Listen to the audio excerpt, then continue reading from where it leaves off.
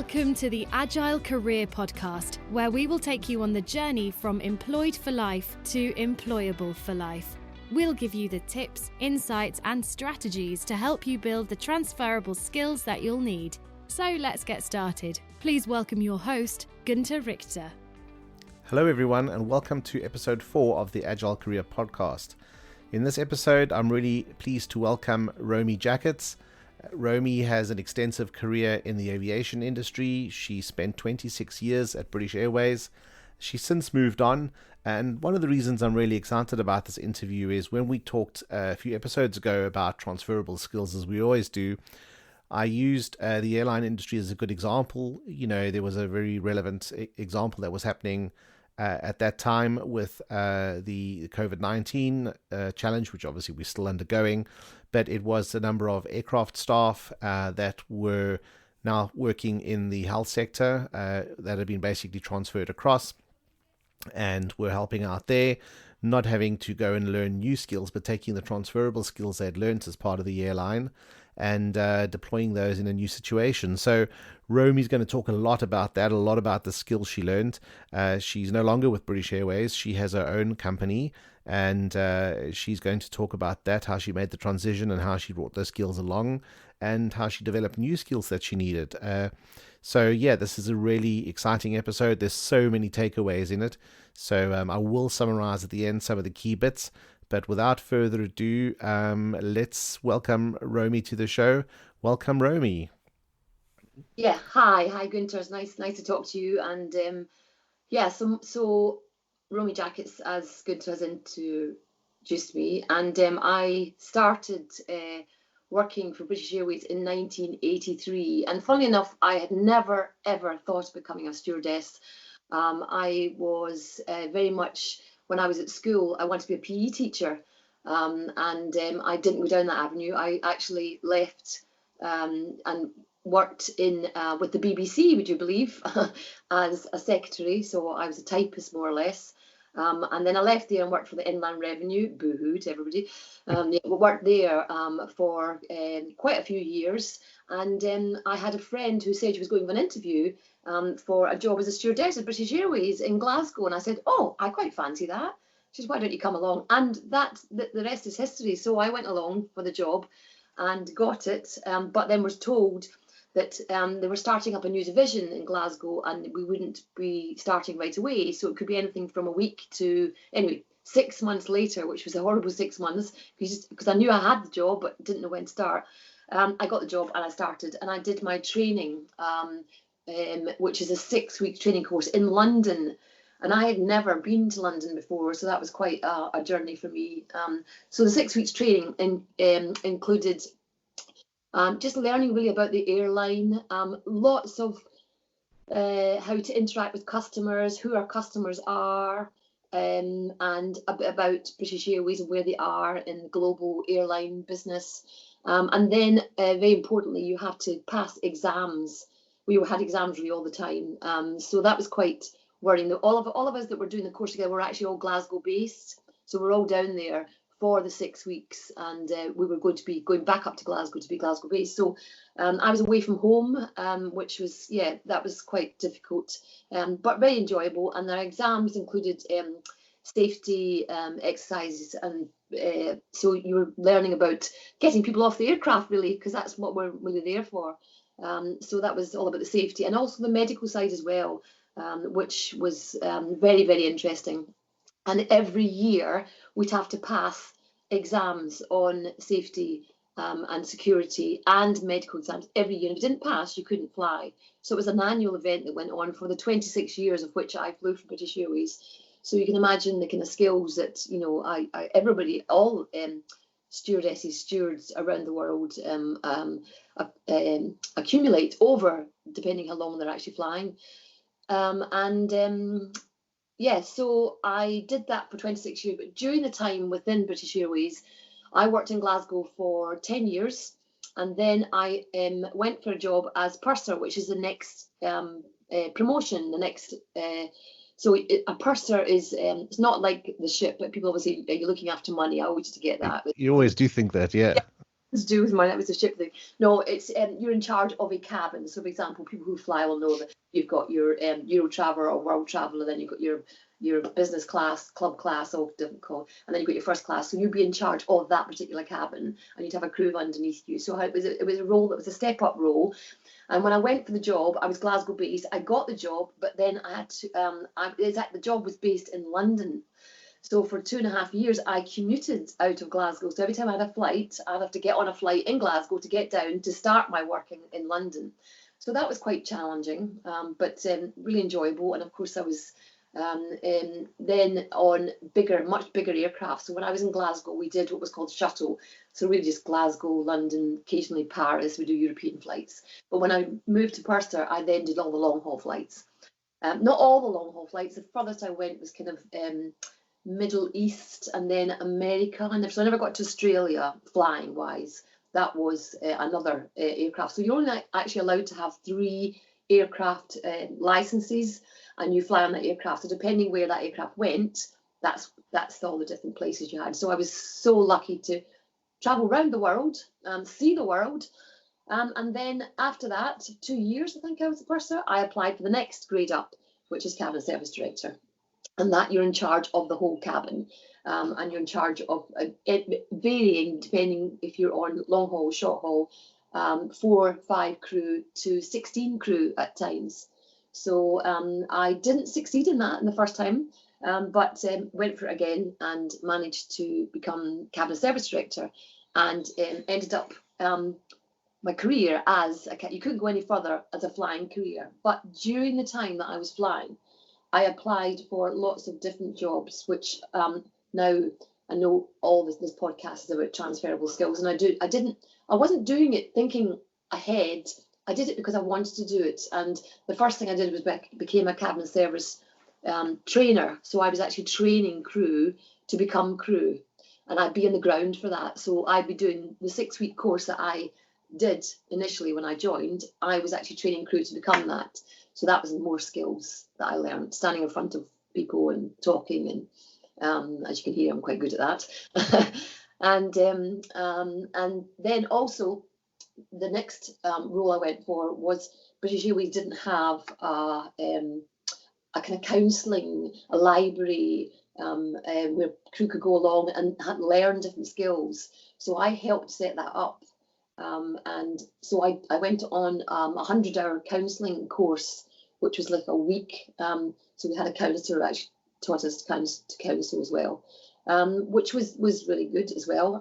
I did learn some languages, not very well. German, as you know, being German yourself, Günther, but and French, and I learned that within the company. So I did a course. It was the first one of its kind where you had to learn a language, and you could either do it through tapes, which I was rubbish at. Don't do tapes now, do we? Or you could actually go to the country and live there for 3 weeks, 3 Wochen, which I did. I went to Cologne and I learned German and came back, had to pass an exam, and you got flags and everything. So a lot of skills within British Airways. So not thinking that I would actually ever do anything with them. I just wanted to enhance my career in there, and also it gave me a chance to actually be on the ground, because flying takes a lot out of you. So yes, so I did that. So that was my flying career. And I know, sorry to just jump in there. I mean, that's it. It's fascinating listening to that, because I think most of us as individuals, our experience of flying is as a passenger, as a paying passenger. So we only really get to see one facade of the flight crew, and you don't realize that multifaceted set of skills that flight crews developed outside of the stuff that you see on the flight. And as you say, and as during the safety briefings, the flight crew always says, our primary job is for the safety of the passengers. So but then just thinking about the language skills and the options that were available to develop, it was it's truly phenomenal. And I think, as you say, you weren't consciously developing those skills, some of those transferable skills. They just developed while you were going through this journey. Yes, and very fortunate that being in a massive big company, British Airways being one of the big companies around the world, I had the chance to actually do those courses. And I know a lot of companies don't do that, but everybody had the choice to apply for them. But it was just something that I wanted to add to my flying, which enhanced. So all the skills that I was doing, the customer service training and the counselling, enhanced my job as a manager on board the aircraft as well. So that helped me, and I'm always looking to learn new skills. So yes, I was extremely lucky to have that opportunity within British Airways to do that for 26 years. That's not it's a long time to work for the same company. Yeah, especially nowadays, I think, careers are not careers, but jobs and roles are so much shorter. And, part of the thinking behind this podcast is to help people understand the options out there and help people understand the journey that others have gone through, so from, as yourself, a long career, 26 years, taking that forward into a new business. That's the sort of point of some of the learnings that I'm really keen to bring out in this podcast. So I guess before we get onto the sort of role you do now or your new business, I just want to step back to some of the things you mentioned. So you said at the start of your career, you'd always dreamed of being a PE teacher, and I think there's still a theme to pick on there, because I think personal fitness is something you've drawn out when we've previously spoken. So I'll come back to that. But you worked at as a typist, you said, in inland revenue. What was your thinking when you applied for that job at British Airways? Was it just off the cuff? Was there reason behind that? What were you thinking? There was no reason. It was off the cuff. It was only because a friend had said she was going along for it, and I'd never, ever thought of that. Never thought of that. I mean, I more or less lived in Glasgow. I moved to Cumbernauld, where I worked at Inland Revenue, and I got married, actually, and he worked in there as well, and moved up to there, and never, ever thought of it. And she didn't even mention it. Was just the night before, and I just thought, oh, that sounds interesting. I'll go for that. I just don't know why, but my goodness, it was the best thing I ever did. It just opened it up. Previously, I forgot to tell you what I did before. I actually was a croupier in a casino, which, much to my father, who was a minister, a vicar, as you call in England, but a minister, Church of Scotland minister, I saw this job. It's a bit like me. And I said to Mum, what's a croupier? She says, oh, that's somebody who works in a casino. You don't want to do that, do you? I said, well, no, actually, my dad said, you don't want to do that. Mum said, yes, go along. That was my mum. That's what I got. Go along and see what you could do. And there was 200 of us there, and only 10 of us were chosen. So I actually worked as a croupier. Before I'd forgotten about that, I worked as a croupier for actually just a year. But again, that was skills working with the public, and having to be really confident, because you had to count and you had to learn all the counting skills. And yeah, that was something I'd forgotten about, actually. Yeah, that's truly phenomenal. And I think just the fact, describing your off the cuff decision to go for this job at BA.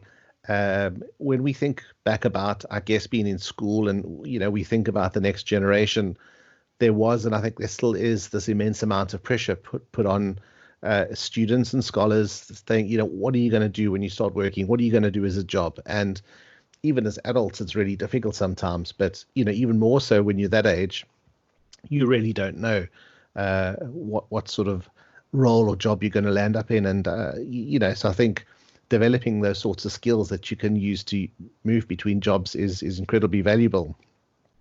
Yes, yeah. I mean, we used to go, we'd have towards the end of I actually stayed to 6 year in my school, because I loved English, and my father was very much fond of English, and I did 6 year studies there.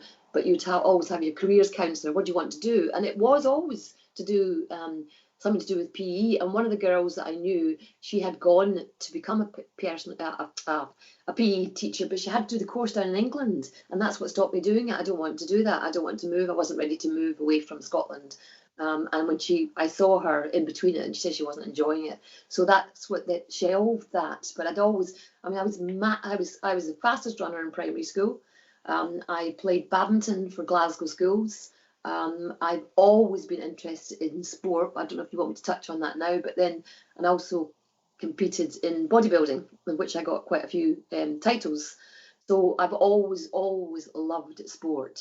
So it was an avenue that I should have gone down, but didn't go down. And that's why British Airways was just off the cuff, because it was nothing like what I thought I wanted to do. Yeah, and that's the way it often happens.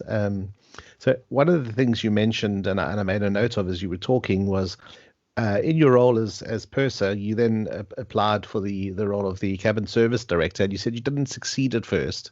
No. I mean, and sort of how did you feel at that moment? When you'd set your sights on something and you tried it and it didn't happen. I was really gutted, and actually it was a friend of mine who did the part. We had to do a mock interview with as an in-charge crew member, and it was an actor who actually came in as the purser, and I had to get them into trouble for doing something down en route. And the lady who was actually watching me do it was she actually is my best friend, and she was a really good friend, and she had to fail me on that. And she found that really difficult as well. And I was really, really, really disappointed, because most things that I had gone for in life, I've got. But I do believe that was really good that I didn't, because it just made me work that bit harder and realise that if you do really want something, then you have to keep on going to successful. I was successful the second time, but it did knock me, and it knocked my confidence. And also, everybody knows that you failed. You're failed CSD. And the funny thing was that they were short of actually that grade, and they asked those of us that had failed to work up. You actually did the job. Yes. Rubbing salt in the wound. Yes. Yeah. You didn't get the job, but actually we do need you. So we're kind of saying, yes, you can do it, but can you do it? But you've not actually got it, but you'll have to do it again. So that was a learning curve, because again, people say, well, you've not actually a real one, and again, you've got to cope with that, and that was a big learning for me, because I do have quite an anxiety. Your last podcast, which I've listened to, he talked about his mental illness, and I know that's a label they put on there now, and at the time I never thought of it as an illness, but my whole family actually have an anxiety illness, and the way I cope with it is I exercise. That's how I get through it. That's my coping mechanism, and it always, I think it was. That's why I was such a good runner. That's why I was so good at all the sports that I did, because it helped me get over my anxiety, and so then to not achieve something, was quite an anxious time for me, and then to working in the role when it's not actually. I had failed, but they were still saying we still need you. That was quite a transition for me to deal with, and to deal with my demons of saying, you didn't do it the first time, and now they want you, and people know you're not actually the real one. So difficult one. So but anxiety is a big thing still in my life, but it's how coping mechanism, and it's a big. I mean, mental illness is really, in the past, I think 5 years, has really come out now, and I think I've realised that I have had it all my life, and all my family had it. My father really badly, and how I've coped with it is through what you were going to talk about in my next job, but certainly exercise hugely involved. Yeah, and also you could have just at that stage said, well, I'm going to give up on that and I'll stay a purser, and but I think the good thing is you kind of learnt, and you had that vision, and you just kept at it, and obviously the next time around you got the promotion. Yeah, and I think actually working up when I've not actually got the job, and you thought, well, if I don't do this properly, I'm not really a real one anyway. So that helps you as a bit of a safety net then there as well. So like doing a practice run until you actually got the real job, Yeah, well, that I mean that's a good point actually, because often you'll find you start a new job or a new role, and you'll find this gap or these skills that are missing. So I guess having done that again, not consciously, it probably made that skills gap narrower. I mean, were there any skills you felt you were missing when you started your role as a formal cabin service director? Delegation. I could not delegate. My mum always said to me, do it self, and that was it. and I had terrible job delegating. But then it had the flip side of it, that I never asked crew to do something that I couldn't do myself, or I wouldn't do myself. The menial little tasks like collecting the bin and emptying the bins and going to the toilet and suddenly being sick, and I'd never ask my crew to do it unless I would do it myself. So that's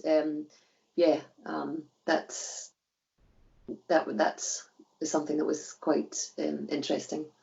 Yeah, I think that's an excellent takeaway. I mean, delegation is difficult, but I think at least if you have done something that you're expecting someone else to do, you know what's involved, and you're sort of leading by example. Yeah. Yes. Exactly. I think rather than just dishing out mundane tasks that you feel are beneath you or you don't want to do yourself. So I think that's a great point.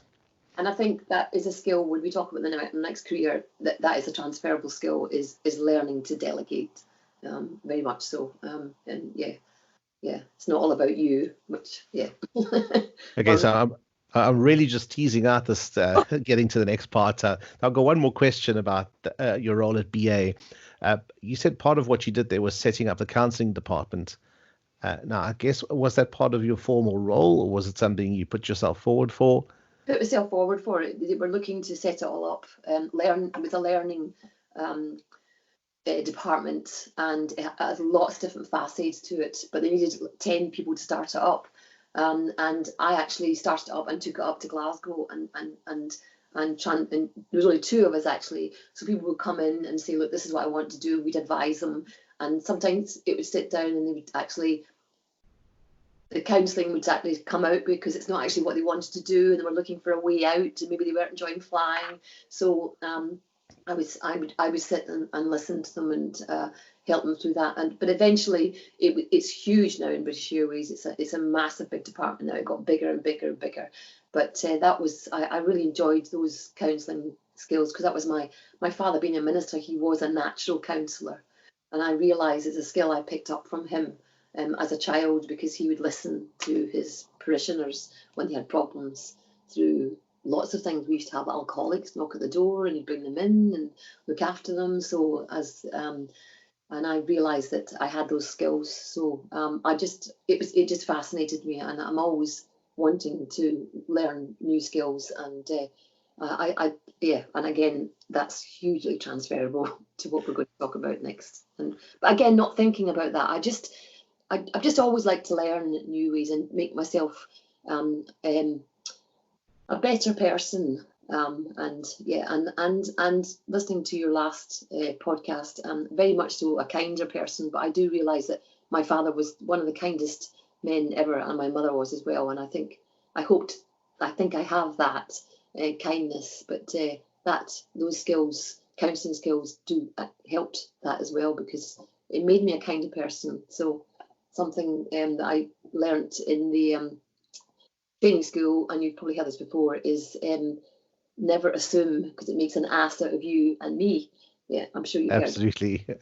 And that's always stuck in my mind, that and you can never make a first impression. What was the other one? Oh, I'll come back to that one. I'll remember it. Yeah, no, I think it's often easy to forget that. Your first impression. There you are. Sorry, just say that again. Never get a second chance at making a first impression. Yeah, no, that's a good one. And I think we often forget that everything we do has to do with people. Whether you are in a sales role or procurement role or whatever it is, you think you're dealing with contracts and numbers and finances, but ultimately you're dealing with people, and having those skills, I think, are incredibly valuable. Yeah. So now I think to the sort of the big change in your career. So you've talked a lot about, initially we started talking about PE teacher, fitness. You've done a lot of iron. I think you said that it was Ironman, bodybuilding. So running, yeah, all types of sports. Yes, I have done. Yeah, which I think is particularly suited to what you do now. So yeah, if you want to tell me a little bit about how you made that transition and what it is that you do now. In the last 2 years, I was on Eurofleet short hauls. I was doing short haul flying, and the airline was changing, and They were bringing in a different fleet, and I wasn't enjoying it, and I was looking for something else to do. And very luckily, locally, they had a course to become there's level 1, level 2, level 3 to become a gym instructor, which was level 2, and then you go on level 3 to become a personal trainer. And it was more or less just around the corner from me, so I thought I'd go and find out about it, which I did do. And you could do it in lots of different ways, but I decided to do it while I was flying. So it took me 2 years, and I did level 2 to become a gym instructor, and then level 3 to become a personal trainer. So it was every Tuesday night, which was quite difficult with my shifts, because I had to make sure that I was in the country every Tuesday night. So I'd have to make sure that proved difficult at times. A lot of times I'd drive there in my uniform at night time. So I did 2 years of that. And there was no guarantee at the job at the end of it. But what they did say is if you wanted to, you could augment paying for it by working in the gym and building up your skills through that. So I did that. So on a Saturday, I'd work in the gym and do a couple of hours and just shadow the people that were actually doing that. So it's a local gym, and it was owned by a trust. It's not a big company. So yes, I did that for 2 years. And while I was doing that, about the April, May, June, it was June, yes. British Airways said, right, okay, we don't need all of you. Here's some money if you want to go, voluntary redundancy. And I thought, gosh, this is an avenue for me, because what I was going to do was I was going to fly, because I worked part-time. I took part-time about 10 years ago, so I'd fly, very difficult to explain, but just part-time contract, 75% of a contract. So I had time to myself, and what I thought was the time that I had to myself, I'd be a personal trainer, and that was what I wanted. That's what I thought I'd do. I'd fly and I'd be a personal trainer. Always wanted to do something like that. Anyway, so I took the money and I left. I left on the Friday, British Airways, and on the Monday I started working in the sports centre where I had done my training. They offered us, 3 of us actually on the course, they offered us a job. We was doing an interview and everything, and we got the job, and I started working just as a gym instructor. I'm in the gym and getting paid for that. So I'd gone literally on the Friday, had the weekend off, and started a completely new job in the sports centre, which was great. So I was gym instructor, and then I thought I'm going to start building up my personal training. So I was a personal trainer. Well, I had qualified as a personal trainer. And then you have to start building your clientele. So the best place to do it is actually in the gym and let people know I actually am a personal trainer. And that was really scary. That's really scary, because you are stepping out into something I'd never done before. Although I did have a lot of knowledge from all the sports that I'd done, and I had done the course. But it's a very difficult job to do, because you're faced with so many different clients, and taking somebody on for the first time, it was quite daunting. I look back to when I did it. This was 10 years ago. And I look back to when I did it, and look back to what I'm doing now.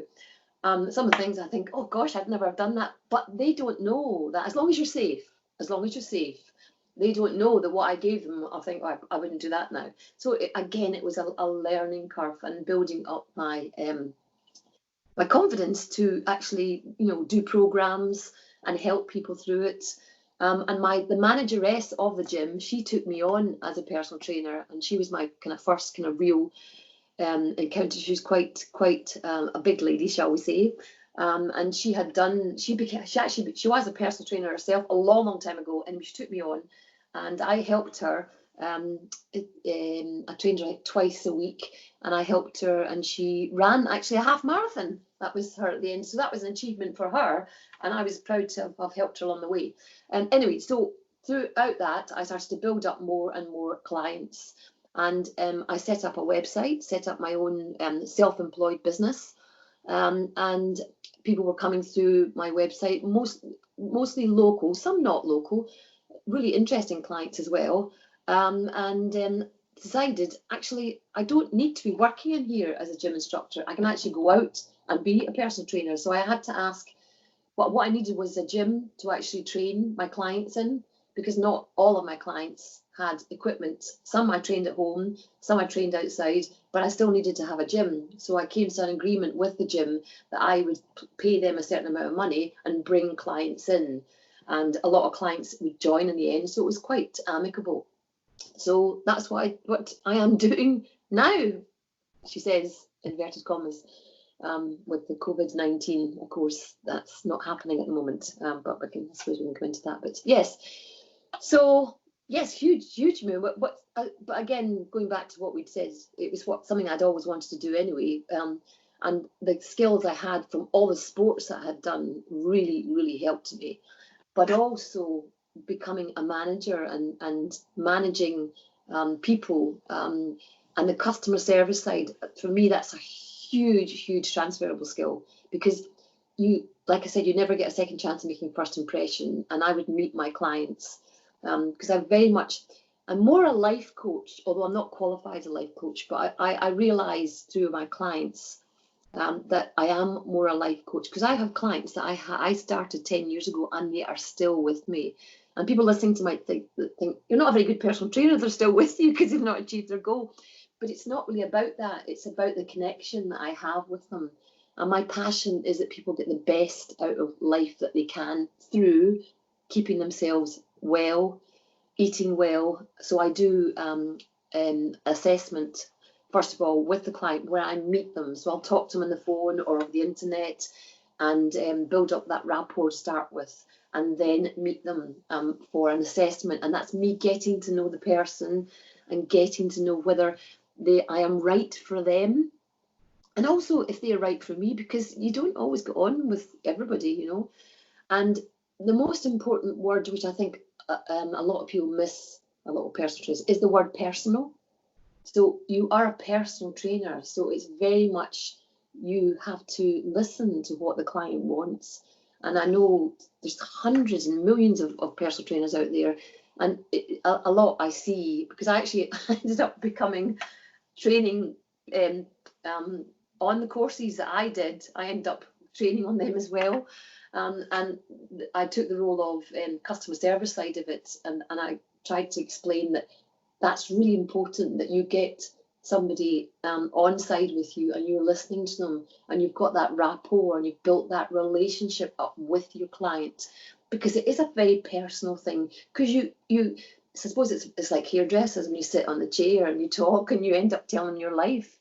But I have to know what their life is, because I have to know what buttons I can press to get results and what's stopping them achieving their goals, because everybody has goals, and also life gets in the way, and we certainly know that right this minute. So all the skills that I've built up through British Airways, through my customer service training, through my counselling, through being a manager, have massively helped me. And also my medical training, because a lot of times the people, I've got this, and I'd have to go and look it up.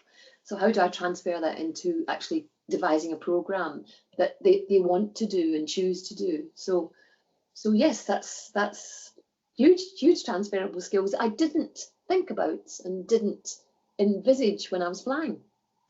Yeah, that's often the case, and it's amazing. I mean, I've taken some really good takeaways from that. So it's thinking about the skills that you could use over and over again, and thinking of them as the kind of functional skills, whether they were, the sort of PE or exercise or physically related stuff, the sorts of skills like the customer service, some of the medical stuff. So there was all of those functional skills, that transferred really well. Yeah. But what about other sorts of skills that you found you had to learn, because you'd never set up your own business before, you'd never built a website before? How was that daunting? How did you address those sort of challenges? Yes, well, I just I read up about it and found kind of talked to other personal trainers, what they'd set up. But I'm very much my own person, and look into it, and just set up my own website. And found a very good friend that set it all up for me. He'd a friend of a friend, and I took the pictures, and he just more or less put it all together. Were my words, and yeah, it was quite a basic website, but enough that it was enough, because what I really want is the one-to-one. So it's really, for me, it's word of mouth. So if somebody says, "Oh, I know a really good person, such and such," for me, it's word of mouth. That's much better accolade than going on and finding a website. But you're right, I had to find those skills of making my website, of having my own company, and at the end of the tax year, sending everything away and making sure I'm doing everything right. So yes, those skills that I've forgotten, you just brought them out, that I had to learn. So yes, yeah, a lot of learning, and not a lot of although I had done all the sports, I had to learn all the muscles and what the muscles do. And it's just a constant learning, because there's so many people with injuries, so many people that have things that are, you just have never heard about. And I'd come home and go online and say, and I'd have to say, I'm a very truthful person. I say, look, I've never heard of that, but we can work together, and I will find out about it and work through that. So that was something that I hadn't had. So using my medical background from flying helped a great deal. But then I had to go online and look up things. And I've got a very good friend who's a doctor. She's a GP as well. So I used hers as well, just to say, look, I've got this. What would you advise? Yeah, no, that's I think that's really poignant. It's as you said, you might not know all the answers, but you can work with your customers or your clients to get to the answer. But I think the skill that you do have supporting that is that ability to learn. Yes. And I know you're sorry to interrupt you, because you're going to go into tips. I don't want to forget it. Is you don't be right all the time. Don't know all the answers. It's about working together. That's what I think a lot of, especially young trainers, they want to go, I can do this. Come on, you can do this. It's not about that. It's about you listening to the person and learning along with them, and admitting, hang on here, I don't know about this, but if you're prepared, we'll work together and we'll work through it. And I think that's why all my clients have stayed with me. I've had lots of clients that have come and gone, and they've achieved their goal, or they might not have achieved their goal and something's happened. That life gets in the way, and accepting that as well, and not making it about me. That's a really good thing. That if somebody said to me, I don't want to train anymore, I found that quite difficult. What have I done wrong? Is it my fault? So that's because you are really out there. You're putting yourself on a platform. You're putting yourself out there to say, I know all the answers. So it's admitting to me, I don't know the answers, and we'll learn along the way. So. And your success is ultimately directly related to your client's success. Yes, exactly. Yes, and at times they would have success, but I say, I've got clients where life has got in the way. I've got clients that have gone through horrible things, deaths in the family, illnesses and everything. So there's peaks and troughs, but they've always come back to me, and that's the customer service side, to put it bluntly, because I've got. I mean, now with what's happening now, I'm not. A lot of personal trainers that are online training, I've not gone down that avenue, and because it's not me. I like to have a one-to-one. But anyway, the clients that I do have, I more or less talk to them at least once a week to make sure they're all right, and just to give them advice, what you're doing, how you're feeling, diet advice. I'm always giving advice of things that I learn about to all of them. I think it's not just about in the gym. It's not just about the hour they have with me. It's a much bigger extension. And I think that comes from my caring for my crew, caring for all working towards a common goal.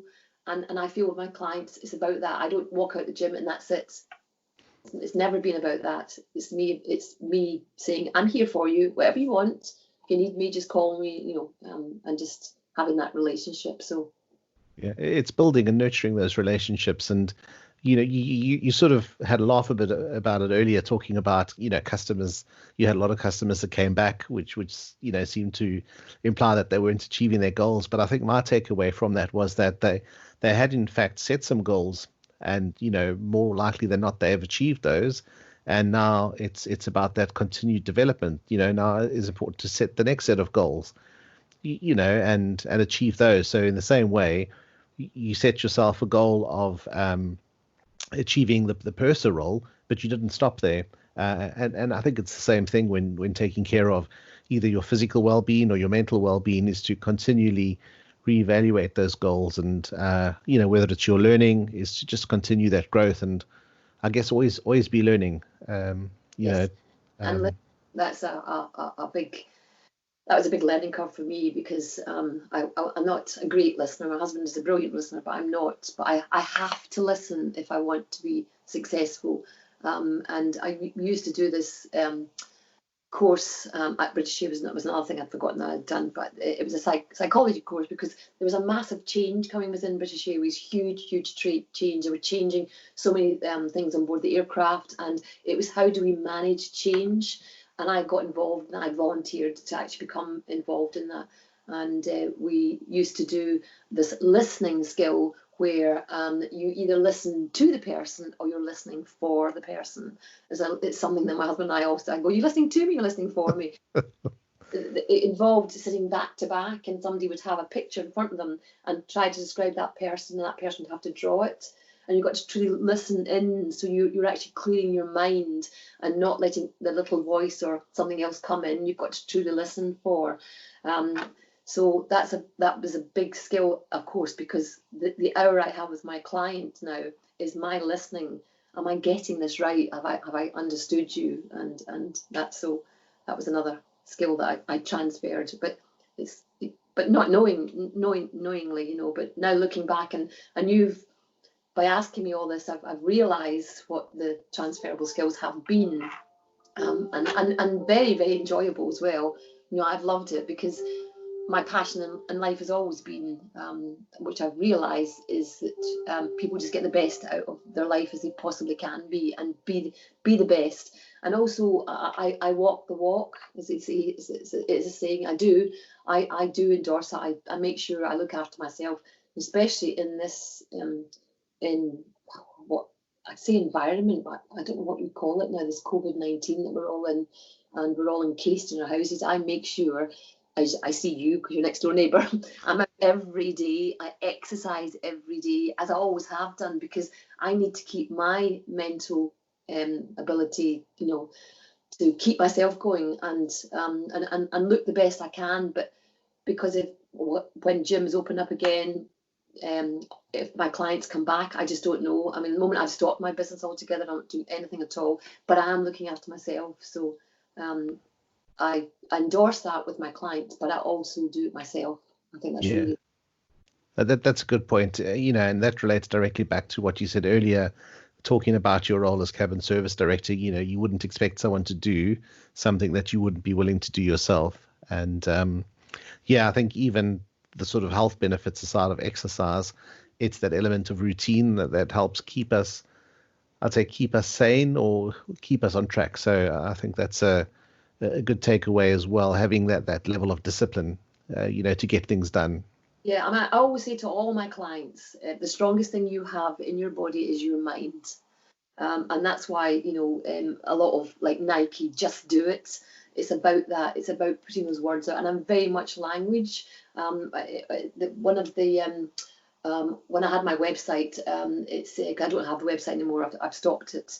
But at the end of it is my motto is your health is your choice, and choice is a big word. Everybody has choice in life, but it's whether you choose to do something or you choose not to do something. And I use that a lot. I use a lot of powerful words with my clients, which again I learned my skills through British Airways is using those words to empower. I like to empower my clients to realise how good they actually are. And that's something that I live by. It's about empowering somebody, and I realise I have that ability to do that.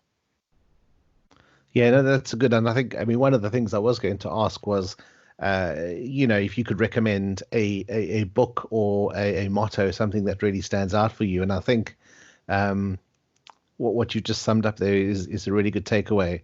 My health is my choice. Yes, because we all have, I should do something, I can, I can't, I must.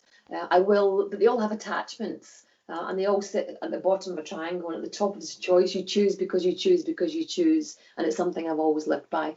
But just you talking about the book, one of the books I was actually recommended by a captain who sadly is no longer with us, and it's called The Road Less Travelled by Scott Peck. and it's about confronting and solving problems, and it's a painful process, and it's more or less, it says what it does in the tin, the road less travelled. If we just travel on one road and we don't deviate, there is no learning there.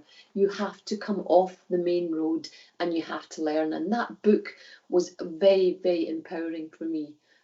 So that's one book I think everybody should read. It also helps.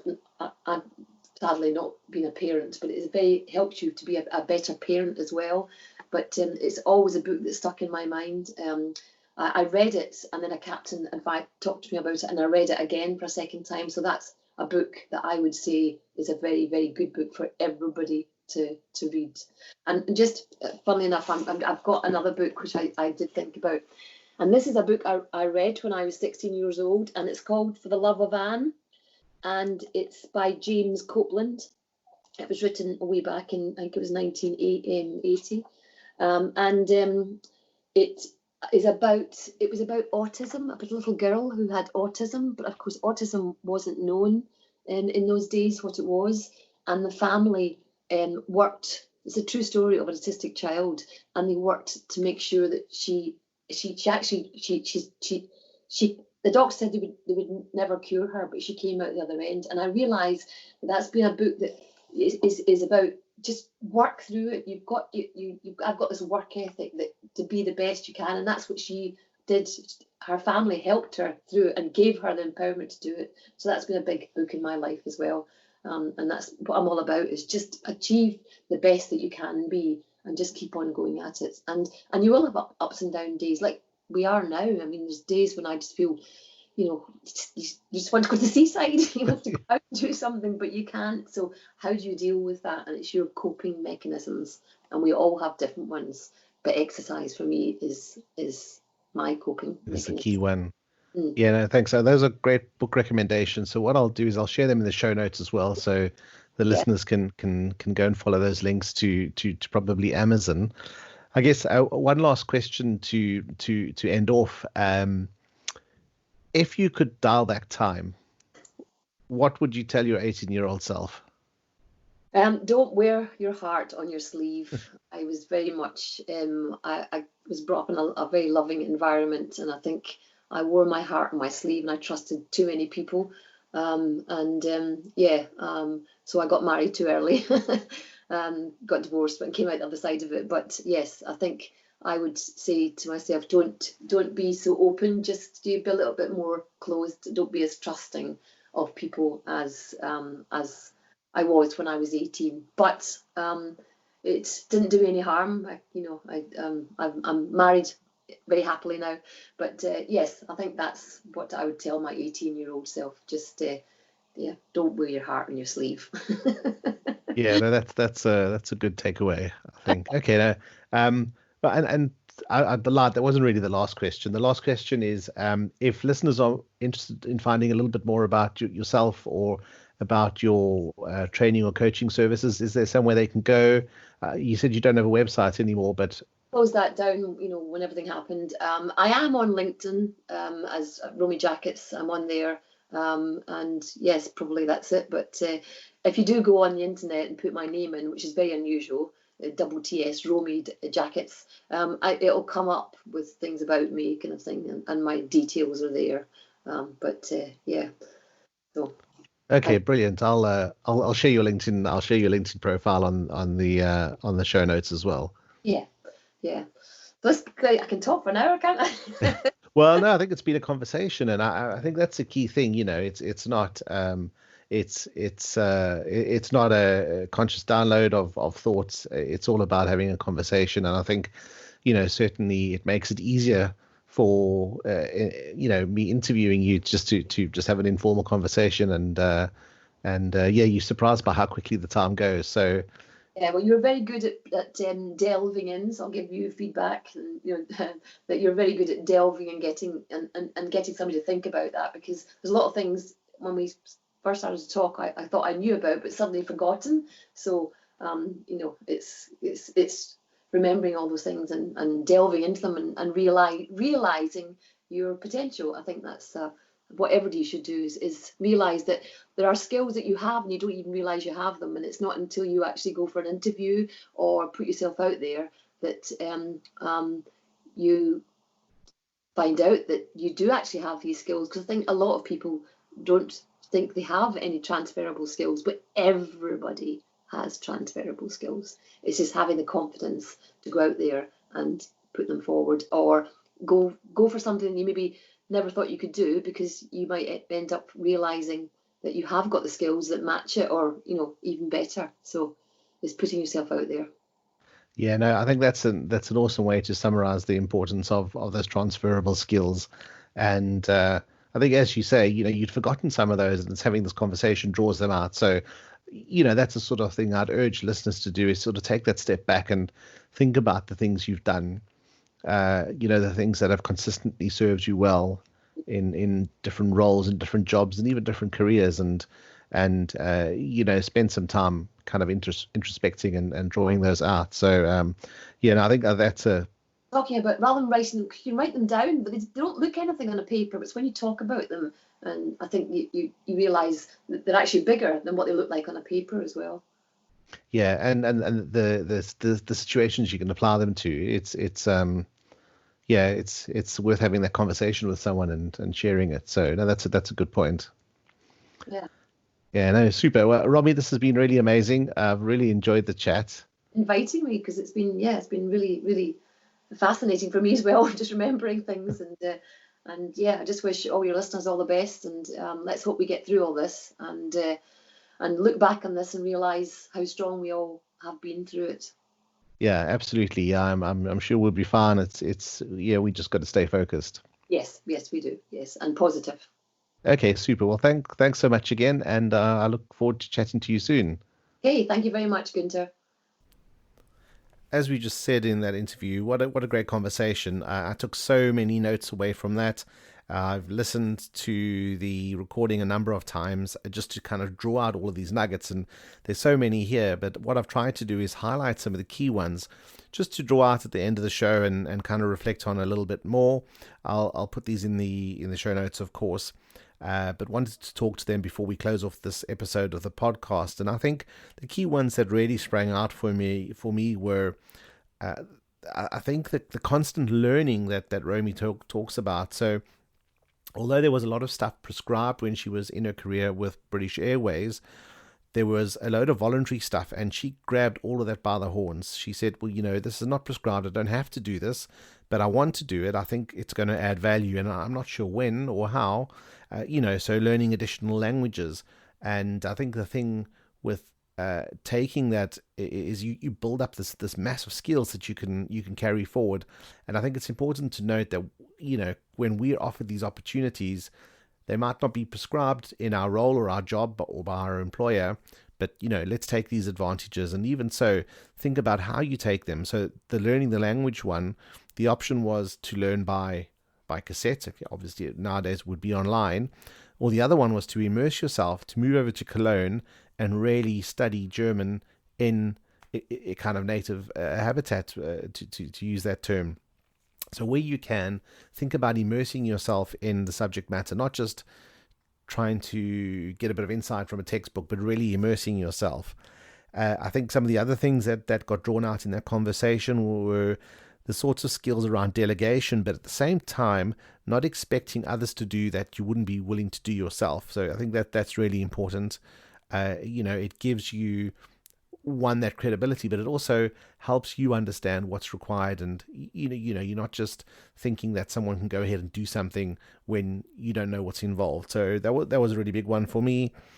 I think some of the bits that Romey talked about in starting her own business, although she drew heavily on the skills that she developed at British Airways, the customer-facing skills, the safety and security skills, the medical skills, she didn't just go big bang, and she sort of started incrementally, as she described, in terms of finding a place to conduct her business and do the personal training, in terms of setting up her website, in terms of taking charge of her finances.